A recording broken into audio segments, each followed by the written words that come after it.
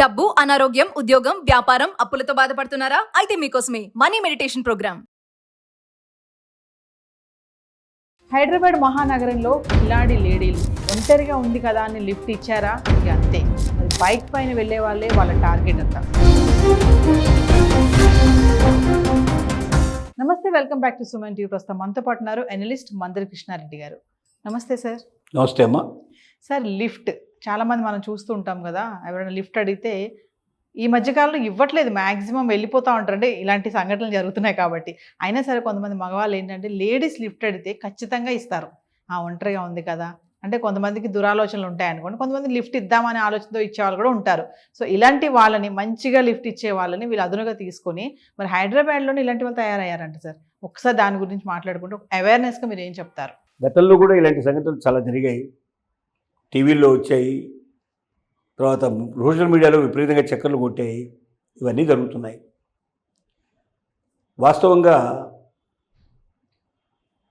ఒంటరిగా ఉండే మహిళలు అంటే వీళ్లలో కొంతమంది ఖచ్చితంగా మోసం చేసి డబ్బు సంపాదించాలనే దృక్పథంతో బస్టాండ్లు, రైల్వే స్టేషన్స్ ఇలాంటి మంచి సెంటర్స్లో నిలబడి అప్పుడే బస్తీకి వచ్చినట్టుగా, అప్పుడే ఊరి నుంచి వచ్చినట్టుగా వాళ్ళు లిఫ్ట్ అడుగుతున్నారు. సహజంగా మగవాళ్ళు ఇవ్వడం లిఫ్ట్ అడిగితే లిఫ్ట్ ఇవ్వడం చాలామంది చేయరు, కానీ ఆడవాళ్ళు లిఫ్ట్ అడిగితే ఇచ్చే ప్రయత్నం చేస్తూ ఉన్నారు.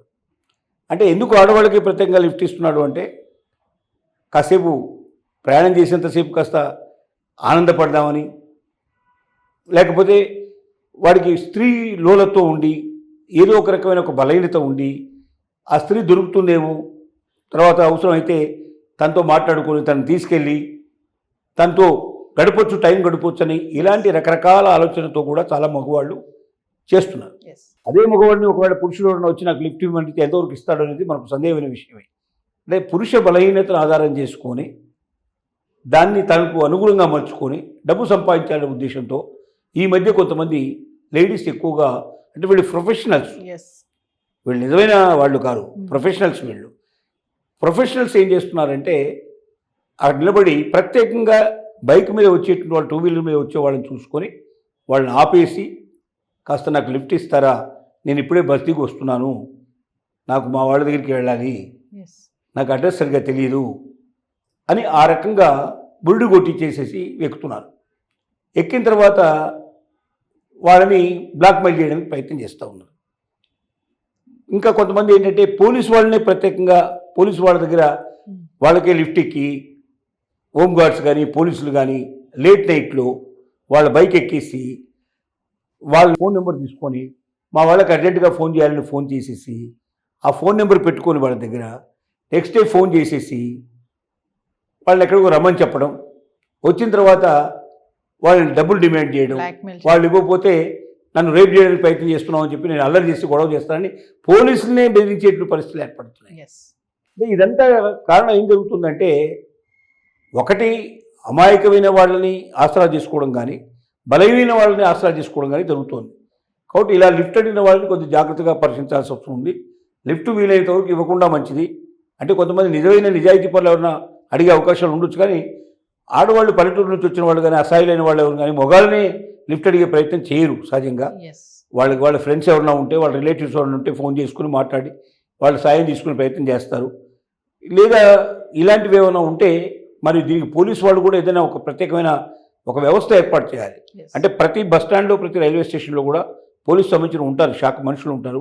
వాళ్ళని కలుసుకొని నా పరిస్థితి ఎట్లా ఉంది, నేను పలానా దగ్గర చేరుకోవాలి, నా దగ్గర డబ్బులు కూడా లేవు, కనీసం నాకు అక్కడ చేర్పించే ప్రయత్నం చేయించండి అంటే ప్రభుత్వం వాళ్ళని తీసుకెళ్ళి దింపేటువంటి ఏర్పాటు ఏమైనా చేస్తే ఈ ప్రాబ్లం చాలా వరకు తగ్గే అవకాశం ఉంటుంది. నిజమైన వాళ్ళు బలి కాకుండా ఉంటారు.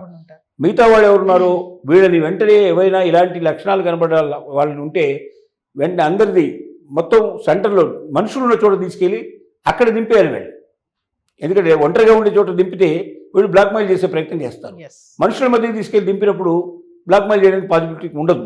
కాబట్టి అనుమానం ఎప్పుడైతే వచ్చిందో వాళ్ళని అందరి మధ్య బాగా ఎక్కువ రష్ ఉండే చోటుకి తీసుకెళ్ళి రష్ మధ్యలో దింపేసేసి వెంటనే ఇమీడియట్గా అక్కడి నుంచి వెళ్ళిపోయే ప్రయత్నం చేస్తే ఈ ప్రాబ్లం నుంచి తప్పుకునే అవకాశాలు ఉంటాయి. మామూలుగా సార్ సిటీలో ఇలా ఒక ఎత్తు అయితే కొంతమంది ఆడవాళ్ళు నైట్ టైం అమ్మాయిలు కూడా అంటే ఉద్యోగాల కోసం చదువుల కోసం వచ్చిన వాళ్ళు లగ్జరీ లైఫ్ కోసం ఈజీ మనీ కోసం వేరే పనులు కూడా చేయడానికి కూడా లేడీస్ రెడీ అవుతున్నారు. ఇలా కొత్తగా ఇప్పుడు లిఫ్ట్ అడిగే క్రమంలో అంటే ఇది అంతా కూడా ఈజీ మనీ కోసమే అంటారా, డబ్బుల కోసమేనా? అంటే ఇప్పుడు ఈ అమ్మాయిలు చేస్తుంది అయితే ఈజీ మనీ కోసమే. కొంతమంది తప్పని పరిస్థితుల్లో కూడా జీవితం లోపల సపోజ్ ఇప్పుడు వాళ్ళు ఏదో చిన్న చిన్న ఉద్యోగాలు చేసుకుంటూ ఉంటారు, వాళ్ళకి డబ్బు సరిపోదు. కొంతమంది లగ్జూరియస్ లైఫ్ గడిపే వాళ్ళు కూడా ఉంటారు. కొంతమంది హాయిగా ఉండాలి, పెద్దగా ఉండాలి, గొప్పగా ఇంట్లో ఉండాలి, మంచి కారు మెయింటైన్ చేయాలి, డబ్బులు కావాలి. అలాంటి లగ్జూరియస్ లైఫ్ కొడుకున్న వాళ్ళకి మరి వాళ్ళు ఉన్నది మధ్యతరగతిలో ఎక్కడ ఉంటారు, వాళ్ళ లగ్జూరియస్ దొరకదు వాళ్ళకి. కాబట్టి తన అవసరమైతే శరీరాన్ని నమ్ముకొని డబ్బు సంపాదించుకోవాలని, దాంట్లో కూడా మంచి మంచి వీటిని సంపాదించుకోవాలనే ఉద్దేశంతో కూడా కొంచెం క్లాస్గా ఉండేవాళ్ళు, ఏదైనా కారులో వెళ్ళేవాళ్ళు, అలాంటి వాళ్ళని వాళ్ళు ఏ రకంగా ట్రాప్ చేసే ప్రయత్నాలు జరుగుతూ ఉంటాయి. రకరకాల పద్ధతులు ఉన్నాయి, రకరకాల అవసరాలు ఉన్నాయి. మోసం చేసేందుకు ప్రయత్నం చేసేవాళ్ళు ఉన్నారు, తప్పని పరిస్థితుల్లో ఒళ్ళు అమ్ముకునే వాళ్ళు ఉన్నారు. తప్పని పరిస్థితుల్లో తినడానికి తిండి కూడా లేక, బిడ్డకు పాలిచ్చే అవకాశం లేక, మరొక ప్రయత్నం లేక, ఇంకొక అవకాశాలు లేక అలా కూడా కొంతమంది తమ జీవితంలో అలాంటి సమస్య చేస్తున్నారు. ఉద్యోగాల కోసం పోతే అక్కడ కూడా కొంతమంది వీళ్ళని ఇట్లా మోసం చేసి వాళ్ళని ఆల్రెడీ ట్రాప్ చేసేసి వాళ్ళకి శారీరకంగా వాడుకున్న వాళ్ళు ఉన్నారు. ఈ రకరకాలు, ఇందులో ఒక్క పద్ధతి లేదు. పురుషుడి యొక్క అవసరం స్త్రీకి, స్త్రీ యొక్క అవసరం పురుషుడికి ఉంది. ముఖ్యంగా శారీరకమైన సంబంధాలు ఏవైతే ఉన్నాయో, అంటే సహజంగా ఒక వెస్ట్రన్ కంట్రీస్లో చెప్పేది ఏమిటంటే మనకు ఆకలి అయినప్పుడు అన్నం తినడం ఎంత సహజమైన విషయం, ఆ ఆలోచన వచ్చినప్పుడు దాన్ని తీర్చుకోవడానికి ప్రయత్నం చేయడం కూడా అంతే సహజమైన విషయం అంటారు. అంటే సెక్స్ని అంత ఈజీగా తీసుకుంటారు అక్కడ వెస్ట్రన్ కంట్రీస్లో.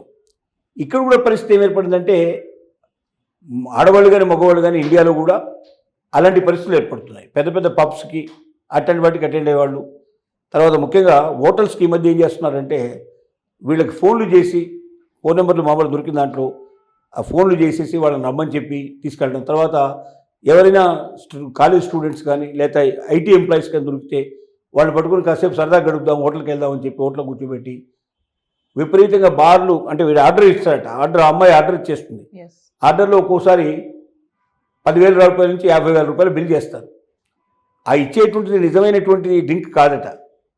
ఆ అమ్మాయికి ఇచ్చే డ్రింక్ ఏమో మామూలుగా ఇస్తారు, ఇతనికి ఇచ్చేది ఒక రకమైన డ్రింక్ ఇస్తారు. ఆ అమ్మాయి ఒక 10-20 తీసేసుకుంటుంది, అది అంతా బిల్లు వచ్చేస్తుంది. బిల్లు వచ్చినప్పుడు 50,000 బిల్లు అవుతుంది. ఈ లోపల ఆ అమ్మాయి నేను వాష్రూమ్కి వెళ్తానని చెప్పి తప్పించుకొని పోయినటువంటి సంఘటనలు కూడా ఉన్నాయి. ఇలా రకరకాల ట్రాప్ చేస్తున్నారు. కాబట్టి ఒకటి మనలో ఉన్న బలహీనతల్ని మనం వీలైనంత వరకు కంట్రోల్ చేసుకోవడం అవసరం. ఇతరుల ద్వారా ఈ సుఖాన్ని పొందాలని కోరుకునే కన్నా మ్యారేజ్ చేసుకొని భార్య ద్వారా భర్త ద్వారా భార్య దీన్ని పొందడానికి ప్రయత్నం చేయడమే శుభమైన విషయం. ఎందుకంటే ఇలాంటి ఏ ట్రాప్లో పడ్డా డబ్బుకు డబ్బు పోతుంది, జీవితం లోపల చెడ్డ పేరు వస్తుంది, 10 మందికి తెలిస్తే అసహ్యంగా పరిస్థితి ఏర్పడుతుంది, మనకున్న పరువు మర్యాదలు కూడా పోయే అవకాశాలు ఉంటాయి. వీలైనంత వరకు దాన్ని పాటించడం మంచిదేమో అని మనం సలహా ఇవ్వగలుగుతాం. Thank you sir.